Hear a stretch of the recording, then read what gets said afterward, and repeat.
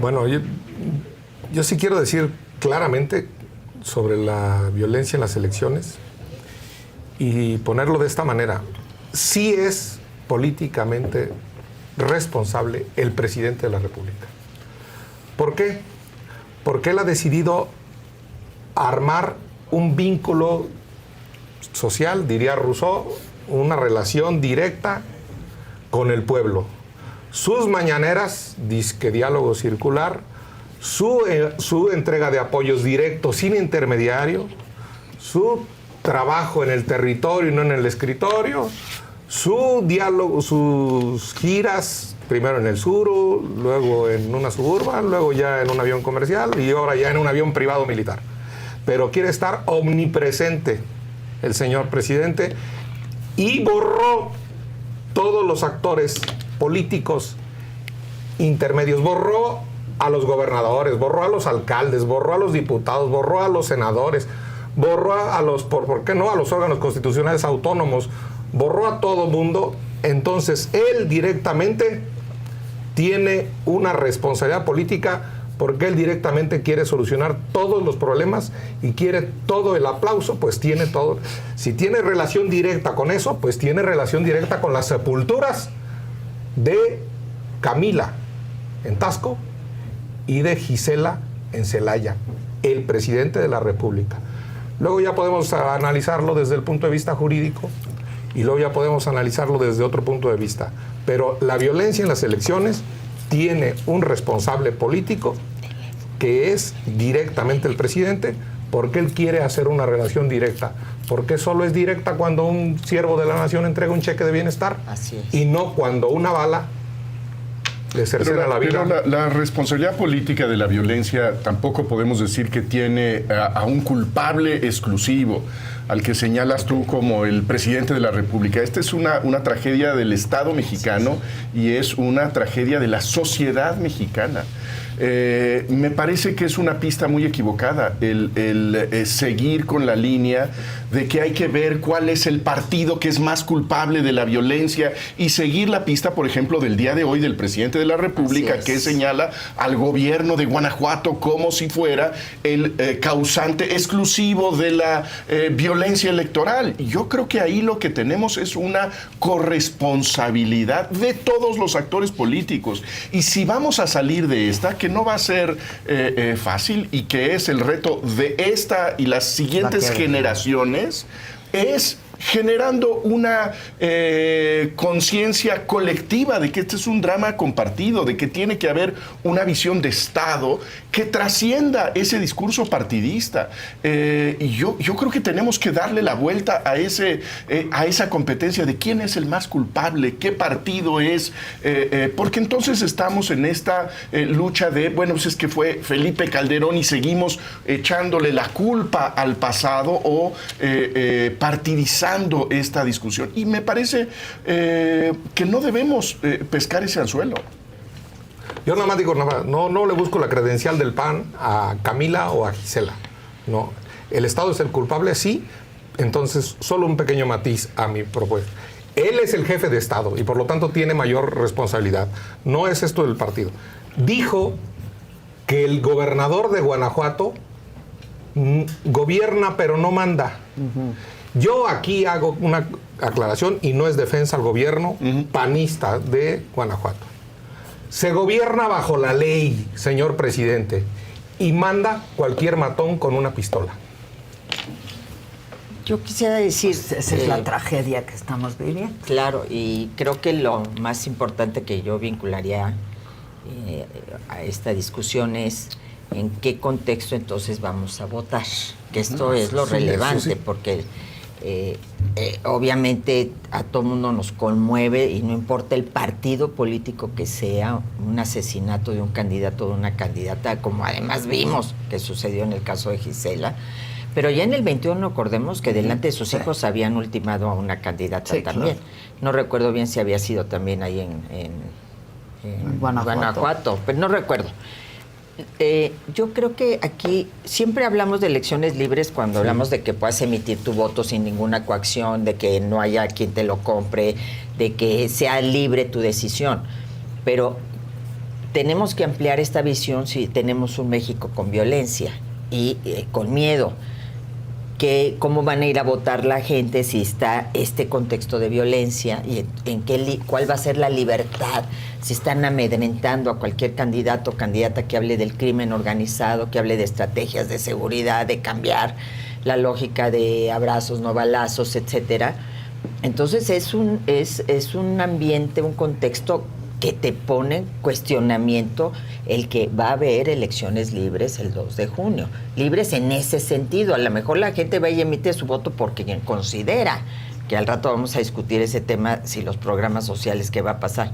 Pero ya Fresnillo, Zacatecas, ¿cómo va a votar la gente? ¿Cómo va a votar en los pueblos que están, además, con cientos de personas desplazadas? ¿Cómo va a votar la gente en Guerrero? Y me parece muy mal, y en muchos estados de la República, lo que hace hoy el presidente de culpar a un gobernador, porque si vemos las cifras, ha habido más asesinatos políticos en estados gobernados por Morena.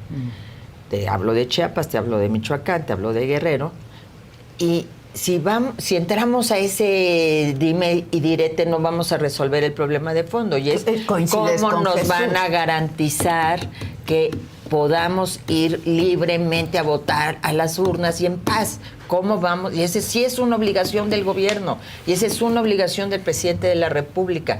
Ahora fueron y firmaron con el INE un convenio, y ahora resulta ser que el INE tiene que garantizar seguridad, no como los órganos locales. Sí, el OPLE de Guanajuato tiene que garantizar la seguridad de una candidata. Y ahora le echan la culpa también a los OPLES, Es absurdo, no tienen esa capacidad, ni es su facultad, ni es su responsabilidad.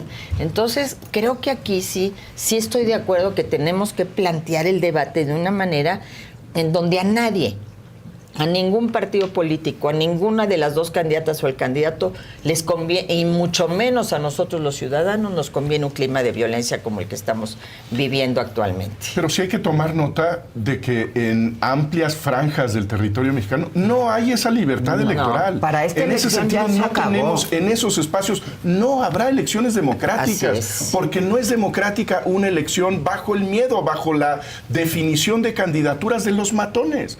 Esa es la decisión sobre la cual tienen que pronunciarse los electores el 2 de junio, a partir de la selección que hace con la violencia el crimen organizado. Sí, es terrible. En ese sentido, después podemos hablar de lo que significa el diseño institucional, qué hacemos con la Suprema Corte de Justicia, el mecanismo de la representación proporcional. Eso es muy importante. Pero debajo de eso está la libertad de la gente para tomar una decisión electoral, para tener una oferta que se presenta con libertad, sin amenazas, sin el veto de la sangre. Exacto. Y eso es lo que existe en muchos espacios del país. Y ahí donde me parece gravísimo es la trivialización del asunto, en donde se escucha desde el discurso oficial que estos son solamente incidentes aislados, que vamos a votar con gran tranquilidad, que no existe miedo en el país.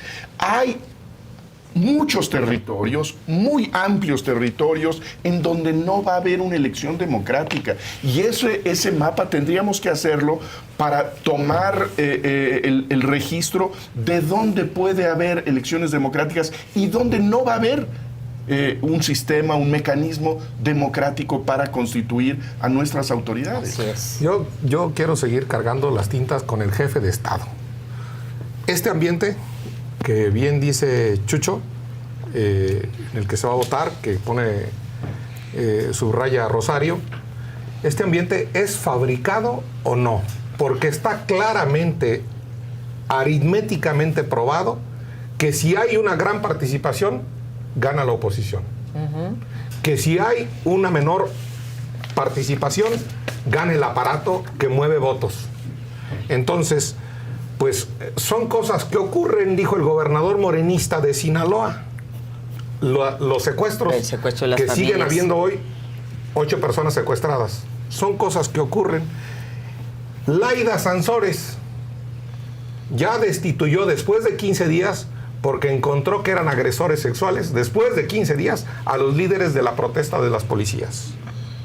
Cuitláhuac García, que a mí no se me olvida que paseó un féretro en Así el es, Zócalo sí. con la imagen de un ministro para lambisconear al presidente. No era para otra cosa. Y metió a la cárcel a la jueza, ¿no? Tiene un desastre en Cazones, donde cuerpos humanos, pedazos de cuerpos humanos, o sea, entonces, ¿qué está pasando? Sí, el alcalde de Celaya le mataron a su hijo hace menos de un año. Sí, Sí. sí, A su hijo, así lo que- es. Los candidatos en Marabatío, a una hora en carretera de Celaya, en Marabatío, Michoacán, en menos de 24 horas mataron al del PAN y al de Morena. A los dos candidatos. Entonces, sí es cierto lo que dice Jesús. Hay territorios en los que el jefe de Estado no es el que manda ni el que gobierna. Manda el que crimen. quita y pone candidatos. Manda el crimen. Y si manda el crimen, yo solo me remito a quien hizo las propuestas de solamente eso. Y las elecciones son para rendir cuentas. Por eso le cargo las tintas al señor presidente de la República. Porque dijo que iba a meter el ejército a los cuarteles, porque dijo que iba a pacificar el país, son sus palabras, porque dijo que justicia transicional y porque dijo que iba a reducir los homicidios al 50% por lo menos, y los lleva a 50% más que Calderón. Entonces, yo por eso voté por él. Yo por eso me siento traicionado, me siento timado, me siento engañado. Eso es por lo que le cargo las tintas a él. Por supuesto que andarse escurriendo el bulto entre unas autoridades y otras, eso no solo no es ético, sino no es ni estético, no se lo merecen las víctimas, pero sí hay una promesa de campaña de pacificar al país, de reducir los homicidios, y lo más bochornoso de todo, subrayo, eso sí, comparto con Jesús, es andarles buscando credencial de partido a los muertos.